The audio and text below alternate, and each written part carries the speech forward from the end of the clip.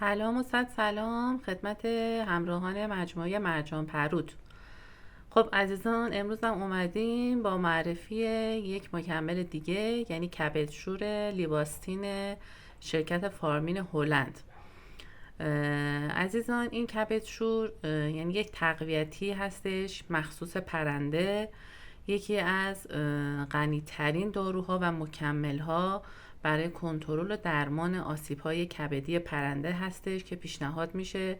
و حاوی تمامی ترکیبات لازم و مؤثر برای بهبود و عملکرد کبد توتیسانان هستش. این مکمل برای پیشگیری و رفع مشکلات ناشی از خوردن زیاد دانه‌های چرب مانند تخمه آفتابگردان که پرندگان هم زیاد دوست دارن و استفاده میکنن ازش و همین باعث میشه که متاسفانه دچار کبد چرب بشن و به مرور مخصوصا تو زمان جوجه داری که پرنده بالاخره دونه های چرب زیاد میخوره،